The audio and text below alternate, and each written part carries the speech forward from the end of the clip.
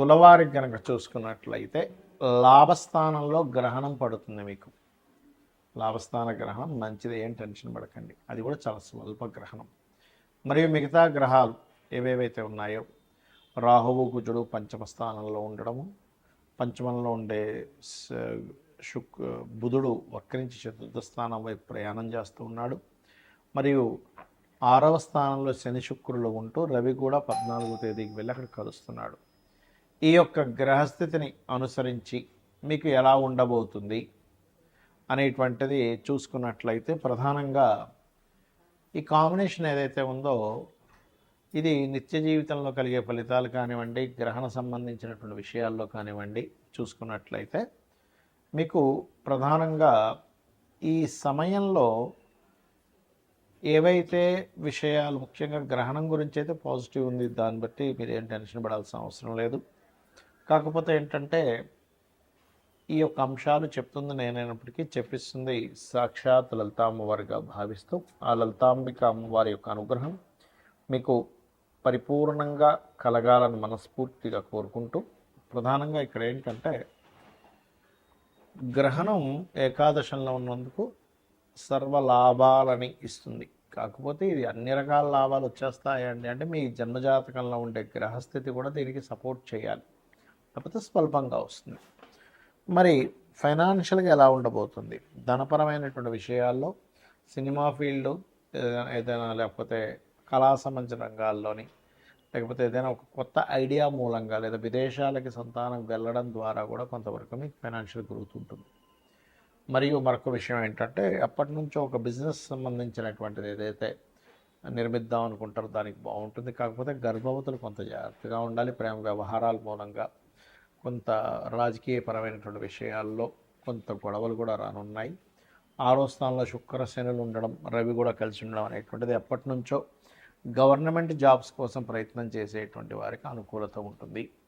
అలాగే కొంతవరకు జాబ్స్లో అసలు ఇంకా ప్రమోషన్ రాదేమో అనుకునేటువంటి వారికి కూడా కాస్త ప్రమోషన్ రావడం, లాభస్థానంలో గ్రహణం పట్టడం మూలంగా అనేటువంటిది కలగనుంది.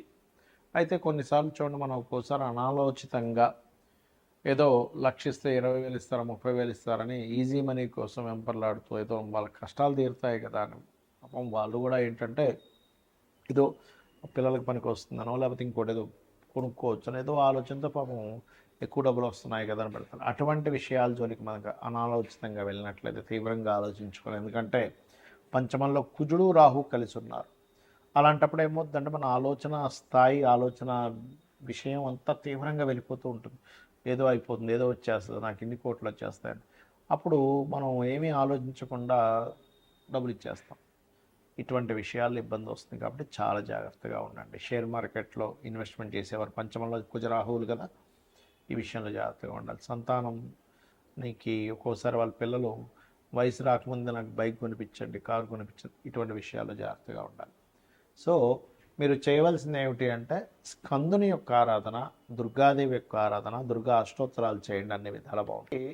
చాలామందికి ఏంటంటే గ్రహణ సమయంలో ఎందుకు గుళ్ళు మూస్తాము, గుళ్ళులో ఆలయంలో ఉండే భగవంతుడికి ఏదో అయిపోతుంది, తన శక్తిని కోల్పోతాడు కదా అని అనుకుంటారు. కానీ అది పూర్తిగా తప్పు. ఎక్కడ శాస్త్రంలో గ్రహణ సమయంలో గుడి మూసేయాలనేటువంటిది ఎక్కడా లేదు. ఎందుకు మూసేస్తారంటే అమ్మో ఆయన కూడా శక్తిని కోల్పోతారండి, టెంపుల్ శక్తిని కోల్పోతున్నారు, అది పూర్తిగా అబద్ధము. భగవంతుడి శక్తిని కోల్పోయేటట్టయితే ఒక చిన్న విషయం ఆలోచించండి. మనం గ్రహణ సమయంలో ఏం చేస్తాం? గ్రహణం అనేటువంటిది ఏమిటి? ఏదో భయపడడానికి భయపెట్టడానికి కాదు, గుర్తుపెట్టుకోండి. ఇక్కడ ఏమిటంటే గ్రహణ సమయంలో మీరు సాధన గనక చేసుకోగలిగితే అది చాలా గొప్ప సమయం. కాబట్టి మీరు ఒక్కసారి చేసిన మంత్రం 1000 రెట్లు పెరుగుతుంది. మన శక్తిని కోల్పోయేటట్టయితే మీరు జపించేది ఏ మంత్రం జపిస్తున్నారు? విష్ణువుదో, వెంకటేశ్వర స్వామిదో, అమ్మవారిదో, లేకపోతే దశమహావిద్యల్లో ఏదో ఒక మంత్రమో జపిస్తున్నారు కదా. మరి అలాంటప్పుడు అలా గ్రహణ సమయంలో అమ్మవారి మంత్రమో లేకపోతే అయ్యవారి మంత్రమో, మీకు గణపతో ఏదైతే ఇష్టదైవం ఉంటుందో ఆ ఇష్టదైవాన్ని లేకపోతే మీకుండేటువంటి కోరికను బట్టి, మీకుండేటువంటి సంకల్పాన్ని బట్టి, మీకున్నటువంటి సమస్యని బట్టి ఆ సమస్య తీరడం కోసం వాళ్ళు జపిస్తున్నారు. మరి మంత్రం ఎవరిది? అమ్మవారికి సంబంధించి, దేవతా సంబంధించిందేగా. మరి అలాంటప్పుడు శక్తి కోల్పోయి గుళ్ళు మూసేసే అంత స్థితి ఉంటే కనుక మరి ఆ సమయంలో దేవతలు ఎందుకు చేస్తున్నాం? కాబట్టి అలా ఏమి శక్తి కోల్పోవడం కాదు. ఇది ఏమిటంటే పర్టికులర్గా ఇప్పుడు ఆ సమయంలో ఉన్న ప్రదేశంలోనే కూర్చొని సాధన చేసుకుంటే సాధన వలన మనకి మన యొక్క పాజిటివ్ ఎనర్జీ పెరుగుతుంది. ఇక్కడ మనకి సమస్యలు ఎందుకు వస్తాయంటే నెగిటివ్ ఎనర్జీ ఎక్కువ అవడం వల్ల. సమస్యలు ఎప్పుడు తీరుతాయంటే పాజిటివ్ ఎనర్జీ ఎక్కువ అవడం వల్ల. మనం చూడండి, ఒక హోమం చేయించుకుంటాం, లేకపోతే ఒక పూజ చేయించుకుంటాం, ఇంట్లో సత్యనారాయణ స్వామి వ్రతం చేయించుకున్నామండి, నవగ్రహ హోమం చేయించుకున్నామండి, చండీ పారాయణం చేయించుకున్నామండి అంటూ ఉంటాం. ఎందుకు? ఒక మంచి జరగాలి. ఎందుకు? దేవతా శక్తి మనకి తోడుగా ఉంటే మన యొక్క పాజిటివ్ థింకింగ్ కానివ్వండి, మనకు ఉండేటువంటి కర్మలు కానివ్వండి, అన్నీ కంట్రోల్ చేయబడతాయని. మరి ఈ గ్రహణం పట్టినంత మాత్రం చేత భగవంతుడు దాన్ని కంట్రోల్ చేయలేడు, అందుకే మూజేస్తున్నాం అనుకోవడం పూర్తిగా తప్పు, గుర్తుపెట్టుకోండి. కాకపోతే ఏంటంటే ఎక్కువగా ఈ పౌరహిత్యంలో ఉండేటువంటి వారు చేస్తారు కాబట్టి ఆ సమయంలో కాస్త గుడిని మూసి ఆ జపంలో కూర్చుంటాడు, అంతేగాని మరొకటి ఏం కాదు. మరి ఈ గ్రహణ సమయంలో మీకు ఉండే సమస్యని బట్టి ఎటువంటి మంత్రం చేసుకోవాలి? లలితా సహస్రనామాలు చూడడానికి నామాలు, కానీ వాటిని కూడా అపౌరుషములు అంటారు. అంటే ఎవరో మనుష్యులు రచించినటువంటిది కాదు, వేదమంత్రంతో సమానం. కాబట్టి అప్పుల బాధలు చాలామందికి ఎక్కువగా ఉన్నాయి. చక్కగా కూర్చొని మీరు ఓం అపర్ణాయే నమః అనే మంత్రం కనుక చేసుకోగలిగితే అద్భుతంగా మీకు అప్పుల బాధల నుంచి బయటపడతారు. లేదంటే ఫైనాన్షియల్గా నాకు గ్రోత్ రావాలి, ధనస్థానం బాగాలేదు, మన జన్మజాతకంలో ధనాధిపతి బాలేడని చెప్పారు, మరి లక్ష్మీ స్థానం అనేటువంటిది పాడైపోయిందంటే ఏమి టెన్షన్ పడకండి. చక్కగా మీరు ఓం సంపత్కరీ సమారూఢ సింధుర వ్రజ సేవితాయే నమః అనే మంత్రం చేసుకోండి. లేదా ఓం ధర్మాధ్యక్ష ధనాధ్యక్ష ధనధాన్య వివర్ధిని నమః. ఈ మంత్రం ద్వారా మనం ఒక విషయాన్ని గ్రహించాలి. ఏమిటది అంటే, ధర్మమునకు అధ్యక్షురాలు అమ్మవారు, ధనమునకు అధ్యక్షురాలు. అంటే ముందు ధర్మానికి అధ్యక్షురాలు.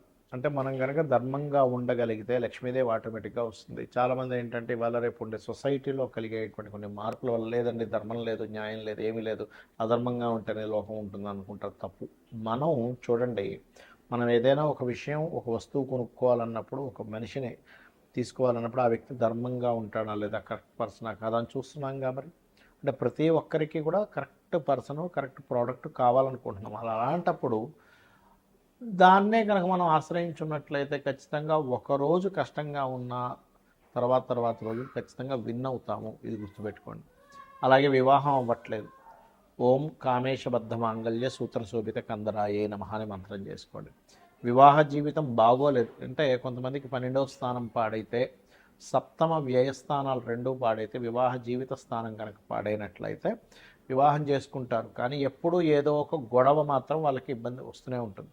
అలాంటప్పుడు మీరు అమ్మవారి యొక్క నామాల్లో ఓం శివ కామేశ్వరాంకస్త శివా స్వాధీన వల్లభాయే నమః అనే మంత్రం కనుక చేసుకోగలిగితే ఖచ్చితంగా 100% మీ వివాహ జీవితం బాగుపడుతుంది. అలాగే ఒకటి కాదు, రెండు కాదు, కొంతమంది హెల్త్ ఇష్యూస్ ఉంటాయి. ఓం సర్వవ్యాధి ప్రశమని సర్వమృత్యు నివారణి అగ్రగణ్య అచింత్య రూప కలికల్మషనాశిని నమః చేసుకోండి. ఆ రకంగా ఏంటంటే మీకు ఒకటి నమ్మి భక్తి శ్రద్ధలతో ఇదే మంత్రాలు, ఇదే నామాలు గనక కంటిన్యూస్గా చేయగలిగితే మీ జీవితం ఖచ్చితంగా మారుతుంది. ఎందుకు మారుతుంది? లలితా సహస్రనామాల్లో చెప్పినటువంటి నామాలన్నీ కూడా అమ్మవారి యొక్క స్వరూపం ఎలా ఉంది, అమ్మవారు ఏ రకంగా ఈ యొక్క విశ్వాన్ని నడిపిస్తుంది, ఏ రూపాల్లో ఉంది, ఏ రకమైనటువంటి ఫామ్లో ఉందని చెప్పేటువంటిది. మరి దాన్ని మీరు చెప్తున్నారంటే ఒక సత్యాన్ని పలుకుతున్నారు, అమ్మవారిని గుర్తిస్తున్నారు, అమ్మవారిని వేడుకుంటున్నారు, అమ్మవారిని కోరుకుంటున్నారు. లలితా సహస్రనామాలకు ఉండేటువంటి గొప్పతనం ఏంటంటే ఒక్క నామము మీరు ఎన్నో వందల వేల లక్షల జన్మల నుంచి చేసినటువంటి పాపకర్మని దగ్ధం చేసేటువంటి శక్తి ఉంటుంది. సో ఆ దగ్ధం చేసేటువంటి శక్తి ఎప్పుడైతే మీకు వస్తుందో, పాపకర్మ ఎప్పుడైతే పోయిందో కష్టం అనేటువంటిది తీరిపోతుంది. ఇక గ్రహణం తర్వాత ముఖ్యంగా గ్రహణం ఎవరెవరికి ఉంటుంది? సింహం వారికి, సింహరాశిలో పడుతుందిగా, సింహము, కర్కాటకము, కన్య, అదేవిధంగా మకరము, మేషరాశి వాళ్ళకి ఉంటుంది. స్వల్పము, ఏం టెన్షన్ పడకండి, భయపడ్డానికో గ్రహణాలు కావు. అలాగే మరొక విషయం ఏంటంటే ఈ రాశుల వారికి దానం ఏం చేసుకోవాలి? బియ్యము, ఉలవలు, మినుములు, గోధుమలు, నువ్వులు దానం ఇచ్చుకుంటూ ఒక ఇత్తడి గిన్నెలో నెయ్యి, ఆవు నెయ్యి, కొంత ఆవు నెయ్యి పెట్టి ఈ చంద్ర సూర్య ప్రతిమలు, అదేవిధంగా సర్ప సంబంధించినటువంటి చిన్న చిన్న సర్ప ప్రతిమలు, వీటిని దానంగా ఇచ్చినట్లయితే దోషం అనేటువంటిది తగ్గుతుంది.